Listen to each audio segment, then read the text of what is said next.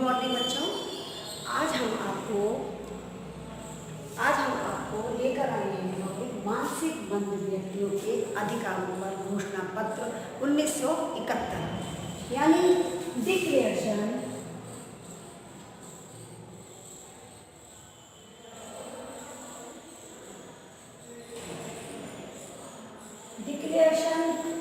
On the right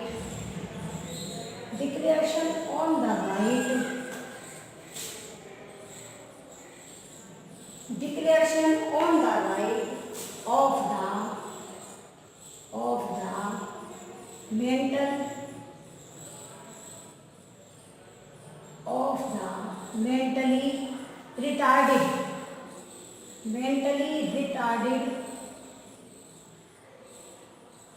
mentally retarded person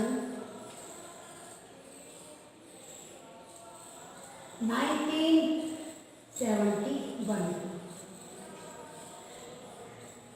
ये हमारा आज का टॉपिक है, यानी मानसिक मंद व्यक्तियों के अधिकारों पर घोषणा पत्र, declaration on the rights of the mental retarded persons 1971। ये हमारा आज का टॉपिक है। तो आज हम आपको इसके बारे में बताएंगे बच्चों कि ये मानसिक मंद व्यक्तियों के लिए अधिकारों की घोषणा क्यों की गई, इसमें घोषणा क्यों की गई कि जैसा कि आप सभी जानते हैं मानसिक मंद व्यक्तियों के 1971 में जो घोषणा की गई, इसको क्यों किया गया, इनको अधिकार प्राप्त करने की इन्होंने क्यों सोची कि इनको भी अधिकार प्राप्त किए जाएं। जैसे बच्चों आपको ये आप सभी जानते हैं कि भारतीय संविधान द्वारा सरकार ने सभी को अधिकार प्रदान किए, सभी व्यक्तियों को जो इस समाज में रहते हैं, यानी प्रत्येक नागरिक को अधिकार प्रदान किए हैं जिससे वो अपने अधिकारों का लाभ उठा सके और अपने अधिकारों की रक्षा कर सके, अपने अधिकारों को समझ सके। इसलिए संविधान द्वारा सरकार ने ये सभी को अपने अपने अधिकार प्रदान किए, लेकिन सामान्य व्यक्ति तो इन अधिकारों का ठीक प्रकार से लाभ उठा लेता है, और लेकिन हमें मानसिक मंद व्यक्तियों के बारे में ये सोचना पड़ता है कि इनको किस प्रकार के अधिकार दिए जाएं और इनकी किस प्रकार संरक्षण की जाए, इनकी किस प्रकार संरक्षण दिया जाए। तो लोकतांत्रिक सरकार द्वारा मानसिक मंद व्यक्तियों के अधिकारों पर घोषणा पत्र 1971 में इनको ये अधिकार प्रदान किए गए। लोकतांत्रिक सरकार द्वारा मानसिक मंद व्यक्तियों को ये अधिकार प्रदान किए गए कि जिससे ये भी सामान्य लोगों की तरह अपने अधिकारों को समझ सके। अब देखो, सामान्य लोग तो इन अधिकारों का अच्छी तरह से उपयोग कर लेता है, इनकी रक्षा भी कर लेता है, इनके प्रति जागरूक भी रहता है और वो अपना सामाजिक विकास भी कर लेता है। लेकिन मानसिक मंद व्यक्ति जो मेंटल रिटार्डेड पर्सन हैं, तो वो इन अधिकारों के बारे में ना तो उचित रूप से जान पाता है और ना ही इनको समझ पाता है कि हमें ये अधिकार क्यों दिए गए, क्योंकि उसको इतना ज्ञान नहीं होता। मानसिक मंदता वाले बालकों के लिए और व्यक्तियों के लिए उनको यही नहीं पता कि ये अधिकार हमें क्यों दिए गए, तो उनका वो उचित प्रकार से उपयोग नहीं कर पाता कि क्या किया जाए इसका, और ना ही वो समाज में अपना विकास कर पाता है, तो इसीलिए इसी माध्यम को बताने के लिए तो ये जो मानसिक मंद व्यक्तियों है, जो 1971 की घोषणा है, 1971 की घोषणा में ये बताया गया है कि इस घोषणा के अंतर्गत तो इसी को ध्यान में रखते हुए संयुक्त राष्ट्र संघ ने, इन्हीं सब बातों को ध्यान में रखते हुए संयुक्त राष्ट्र संघ ने 1971 में अपने प्रस्ताव 2856 में ये घोषणा की थी। मानसिक मंद व्यक्तियों को और मानसिक मंद छात्र छात्रा को ये घोषणा की गई थी कि इनको भी अधिकार किस प्रकार दिए जाएं, यानी अपने प्रस्ताव 2856 में ये घोषणा की गई थी जिससे मानसिक मंद व्यक्ति जो कि मानसिक मंद व्यक्तियों को एवं छात्र छात्रा के विचारों से संबंधित थी। ये जो घोषणा दी गई थी तो ये मानसिक मंद व्यक्तियों के अधिकारों से संबंधित थी कि इनको भी अधिकार कैसे प्रदान किए जाए। फिर इसके तहत इस घोषणा के अंतर्गत संयुक्त राष्ट्र संघ ने संयुक्त राष्ट्र संघ ने राष्ट्रीय और अंतर्राष्ट्रीय स्तर पर अनेक अधिकारों को उन्होंने एक प्रस्ताव रखा। अंतर्राष्ट्रीय स्तर पर उन लोगों ने एक प्रस्ताव प्रस्तुत किया जिसमें मानसिक दिव्यांग व्यक्तियों के अधिकारों की घोषणा की कि इनको मानसिक मंद व्यक्तियों को अधिकार किस प्रकार प्रदान किए जाए।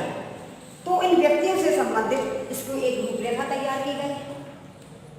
इसकी एक कार्यकारी योजना के तहत एक रूपरेखा तैयार की गई कि इसमें किस तरह से अधिकार दिए जाए और इस कार्यकारी योजना का प्रस्ताव प्रस्तुत किया गया जिसमें मानसिक दिव्यांग व्यक्तियों के अधिकारों से संबंधित था। इसमें मानसिक व्यक्तियों के लिए उनके हितों की रक्षा करना था कि वो अपने हितों की रक्षा किस प्रकार करें और साथ ही साथ उन्हें ये भी सुझाव दिया गया था कि सभी राष्ट्र सदस्यों को ये बताया गया था कि सभी एक दूसरे का सहयोग करें और अपने राष्ट्र में ऐसी व्यवस्थाओं को लागू किया जाए और वे राष्ट्र में ऐसी व्यवस्थाओं को लागू किया जाए जो मानसिक मंद व्यक्तियों के लिए लाभकारी सिद्ध हो। मानसिक मंद छात्राओं को उनकी विकास की समाज में विकास की मुख्य धारा से जुड़ सके। यदि मानसिक मंद व्यक्तियों को जब वो अपने अधिकारों का पूर्ण रूप से उनको ज्ञान ही नहीं होता है कि वो उनकी कैसे रक्षा करे अधिकारों की, तो वो क्या है, तो ये मानसिक मंद व्यक्ति वो समाज से कट जाता है और समाज में उपेक्षित हो जाता है और समाज से पूरी तरह कट जाता है, अपने आप को असमर्थ समझता है। इसीलिए मानसिक मंद व्यक्तियों के लिए सरकार ने ये घोषणा की कितने में सन 1971 में 2856 प्रस्ताव जो लागू किया गया था 1971 में इस प्रस्ताव को लागू किया था। इसके अनुसार ये घोषणा की गई थी, इस प्रस्ताव को लागू किया था। 2856 प्रस्ताव को लागू किया गया था।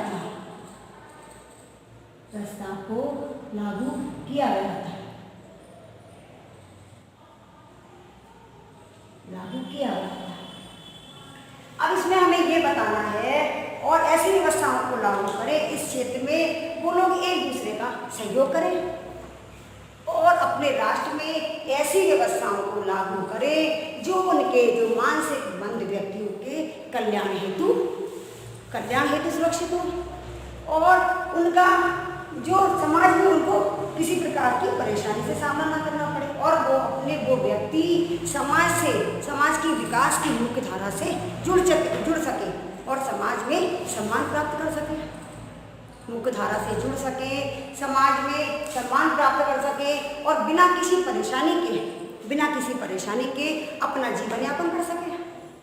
इसीलिए इस योजना को लागू किया गया कि जिससे वो अपना जीवन यापन कर सके और इसके लिए संयुक्त राष्ट्र संघ ने ये स्पष्ट किया भी स्पष्ट किया कि व्यवस्था ऐसी होनी चाहिए जिसमें मानसिक व्यक्ति भी सामान्य लोगों की तरह कि मानसिक मंद व्यक्ति या छात्र छात्रा भी सामान्य जन की तरह अपने अधिकारों की रक्षा कर सके, यानी समाज की मुख्य धारा से जुड़ सके और समाज में अपनी रक्षा खुद कर सके, किसी दूसरे पर डिपेंड ना हो। तो समाज की मुख्य धारा से जुड़ सके और वो अपने आत्मनिर्भर बन सके, तो सामान्य जन की तरह अपना ही इन अधिकारों का उपयोग कर सके, किसी के ऊपर आश्रित ना है।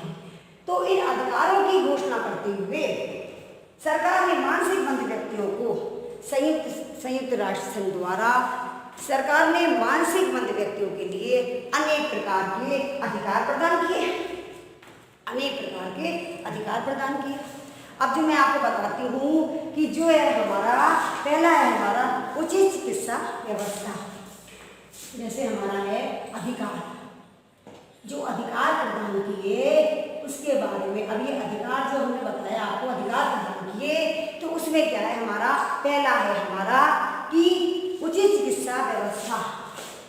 पहला है हमारा उचित चिकित्सा व्यवस्था। उचित चिकित्सा व्यवस्था, उचित चिकित्सा व्यवस्था, ये है हमारा कि proper medical care. Proper medical care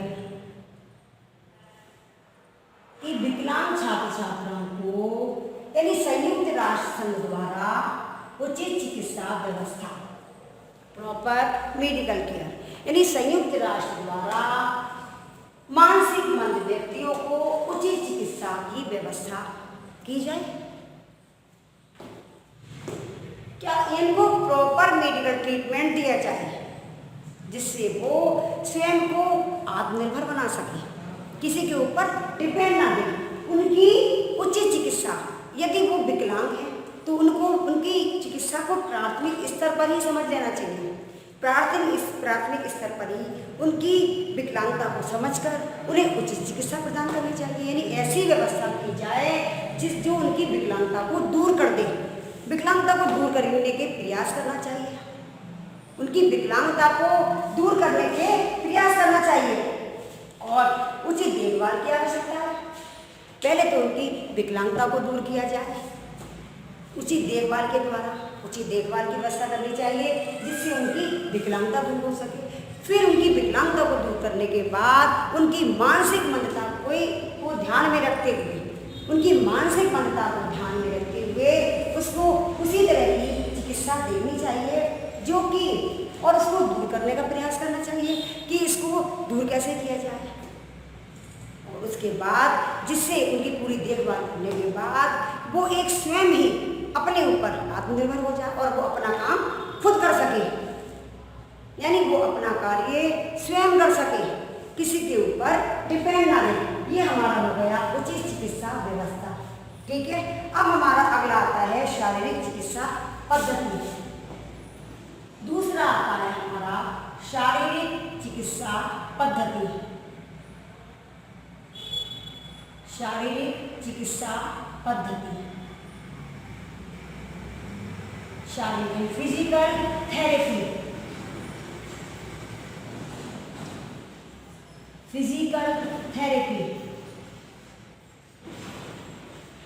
physical therapy अर्थात ये हमारी आती है दूसरी शारीरिक चिकित्सा, यानी शरीर से संबंधित।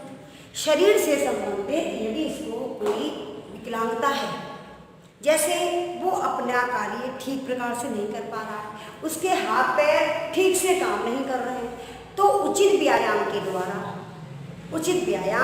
के द्वारा उसके हाथ पैरों को ठीक किया जाए। क्योंकि विभिन्न प्रकार के व्यायाम भी होते हैं जिससे हाथ पैर ठीक हो जाते हैं। तो ये तो है डॉक्टर की दवाई से जरूरत व्यायाम की भी होती है कि विभिन्न प्रकार के व्यायाम होते हैं, तो विभिन्न प्रकार के व्यायामों द्वारा उसको ऐसी चिकित्सा दी जाए जिससे उसके हाथ पैर ठीक हो जाए और वो अपना काम स्वयं कर सके। तो ऐसी विकलांगता को दूर करना चाहिए।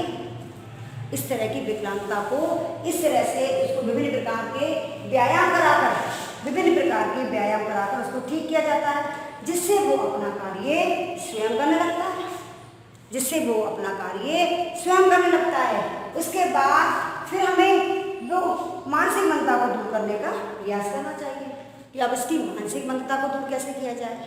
तो उसको शारीरिक चिकित्सा भी ऐसी देनी चाहिए जिससे उसकी मानसिक विकृति भी दूर हो जाए, उसमें उसका सुधार आ जाए। तो इस प्रकार के सभी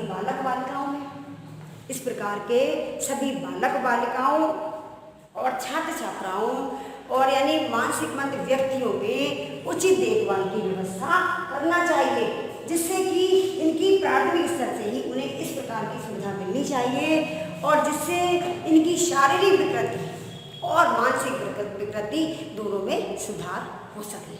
ठीक है, अब हमारा अगला पॉइंट आता है शिक्षा की व्यवस्था। नंबर 3 आता है हमारा शिक्षा की व्यवस्था। शिक्षा की व्यवस्था, शिक्षा की व्यवस्था यानी arrangement of education.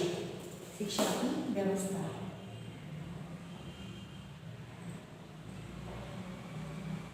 Arrangement of education. शिक्षा की व्यवस्था किस प्रकार होनी चाहिए? इसमें भी बच्चों ये बताया गया है कि मानसिक मंद व्यक्तियों की शिक्षा भी प्राथमिक स्तर से ही शुरू करानी चाहिए। शिक्षा की व्यवस्था भी ऐसी हो जिससे बच्चे को समझने में किसी प्रकार की कोई दिक्कत ना हो और एक प्रशिक्षित शिक्षक के द्वारा इनको शिक्षा प्रदान करनी चाहिए, आवश्यक शिक्षा इनको देनी चाहिए और इस प्रकार की जिससे वो अशिक्षित ना रहे, जिससे वो किसी प्रकार से अशिक्षित ना रहे, यानी उचित प्रशिक्षण शिक्षक की व्यवस्था करनी चाहिए जिससे वो इन बच्चों को सिखाने में पूरी आता हो और इन्हें किसी प्रकार की कठिनाई का सामना ना करना पड़े और ये शिक्षित हो सके, यानी फिर इस प्रकार के बच्चे कोई भी अशिक्षित ना रहे। और यदि कोई बच्चा तो इसमें अध्यापक, प्रशिक्षित अध्यापकों की व्यवस्था हो जिससे अध्यापक भी पढ़ाने में आत्मगौरव का अनुभव करे, वो भी इस तरह से इन बच्चों को सिखाए कि उसको भी अच्छा लगे कि हाँ हमने बच्चे को सिखाया, बच्चे ने सीख लिया, तो उसको भी आत्मगौरव का अनुभव हो सके।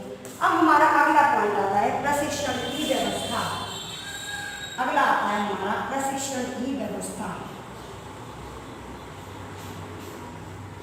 प्रशिक्षण की व्यवस्था यानी arrangement of training.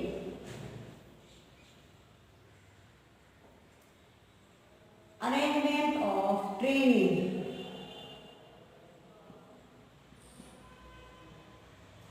Arrangement of training, इसमें भी उन कार्यों का प्रशिक्षण उपयोगी है। प्रशिक्षण की व्यवस्था में भी उन कार्यों का प्रशिक्षण जरूरी है जो छात्र विभिन्न प्रकार की जो उसमें गतिविधियां करता है। और यदि बच्चा क्लास में कक्षा में चुपचाप बैठा रहता है, यदि मानसिक मंद वाला कक्षा में चुपचाप बैठा रहता है, किसी प्रकार की कोई गतिविधि नहीं करता है, किसी प्रकार की कोई गतिविधि में अपनी सहभागिता नहीं करता है, यानी चुपचाप बैठा रहता है, तो हमें उन सभी बातों को जानकर इस तरह के प्रयास करना चाहिए बच्चा क्लास में चुप ना रहे, वो भी अपनी किसी भी प्रकार की कोई गतिविधि का प्रदर्शन करे, तो ये भी जरूरी है। तो इसीलिए उस बच्चे को एक प्रशिक्षित टीचर की आवश्यकता है तो और वो किसी गतिविधियों में भाग ले सके। यदि कोई बच्चा किसी कारण से निरक्षर रह गया है, यदि कोई बच्चा किसी कारण से निरक्षर रह गया है तो उसे कुर्सी बुनने का प्रशिक्षण प्रदान करना चाहिए, यानी कुर्सी बुनना है और भी बहुत सारे काम है। यदि कोई बच्चा निरक्षर है तो उसको भी ऐसा काम सिखाना चाहिए जिससे वो अपनी गतिविधि स्वयं करे, तो इस तरह का प्रशिक्षण दिया जाना चाहिए। तो प्रशिक्षण की व्यवस्था भी हमारी ऐसी इस प्रकार होनी चाहिए कि उसे मानसिक मंद व्यक्तियों को उनकी आवश्यकता के अनुसार ही प्रशिक्षण प्रदान किया जाना चाहिए कि जिससे उसे किसी प्रकार की कोई कठिनाई का सामना ना करना पड़े, उसे इस प्रकार की प्रशिक्षण की व्यवस्था की जानी चाहिए। ये मैंने अभी आपको 4 अधिकार करा दिए, बाकी मैं आपको कल कराऊंगी। थैंक यू बच्चों।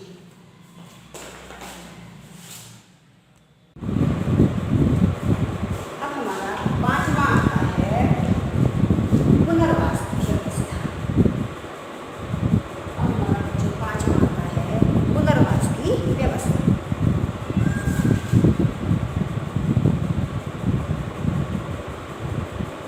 पुनर्वास की व्यवस्था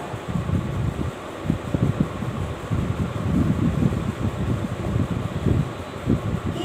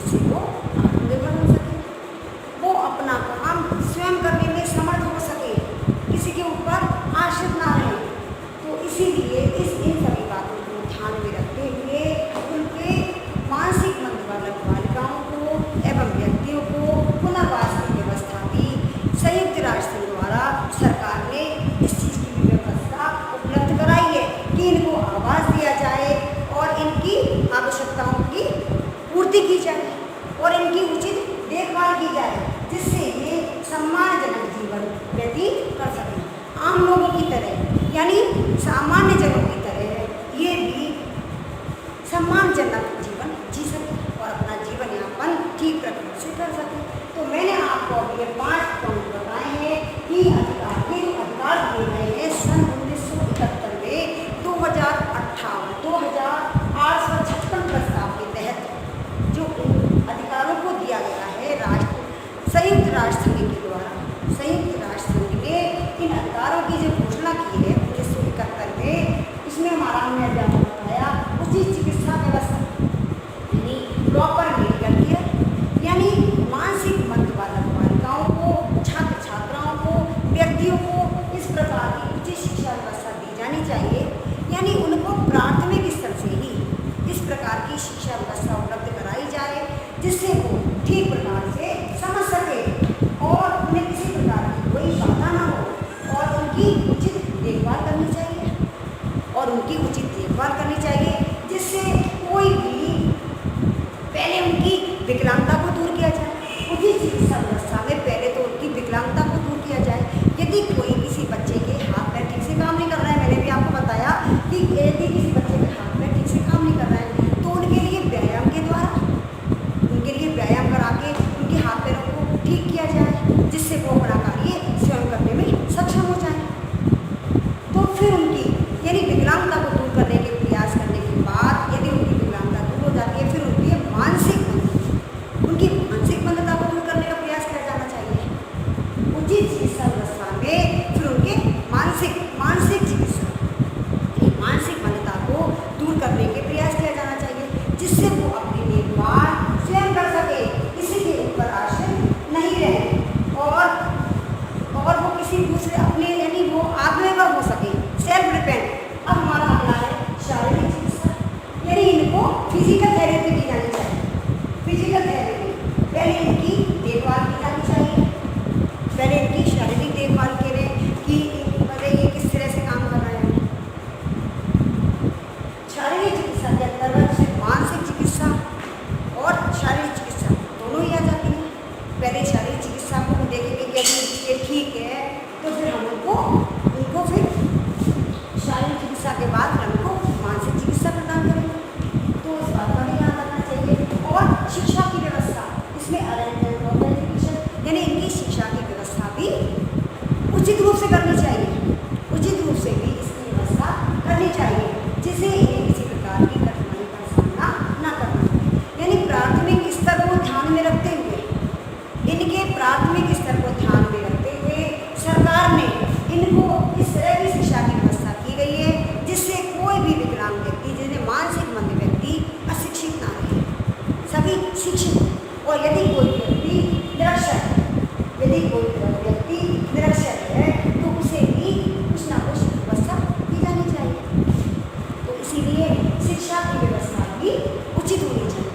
अब अगला चौथा आता है हमारा प्रशिक्षण की व्यवस्था, यानी इनको ट्रेनिंग दी जानी चाहिए, इस तरह का प्रशिक्षण प्रदान किया जाना चाहिए ये जिससे वो सभी कुछ को भली भांति सीख सके। जो जिस व्यक्ति की रुचि और योग्यता के अनुसार उन कार्यों का प्रशिक्षण उपयोगी है, जो उनकी रुचि और योग्यता के अनुरूप ही उनको प्रशिक्षण देना चाहिए, यानी उनको ट्रेनिंग दी जानी चाहिए। कि जैसे कोई बच्चा, मैंने भी आपको बताया कक्षा में चुपचाप बैठा हुआ है, किसी प्रकार की कोई गतिविधि में भाग नहीं लेता है, तो उनको इस तरह का प्रशिक्षण दिया जाना चाहिए जिससे वो क्लास में हर तरह की गतिविधियों में भाग ले सके, वो भी उनके साथ सहभागी बन सके। सामान्य बच्चों के साथ वो भी प्रत्येक गतिविधि में भाग ले सके और इस प्रकार का सहभागिता का प्रशिक्षण भी इसको देना चाहिए। और यदि कोई निरक्षर है, कोई बच्चा निरक्षर रह जाता है तो उसको कुर्सी बुनने की व्यवस्था है, यानी बहुत ही जो होते हैं कला संबंधी जो कुछ भी होते हैं, जैसे बच्चे की जिस चीज़ में रुचि होती है उसकी अकॉर्डिंग उसे प्रशिक्षण दिया जाए। कुर्सी बुनने का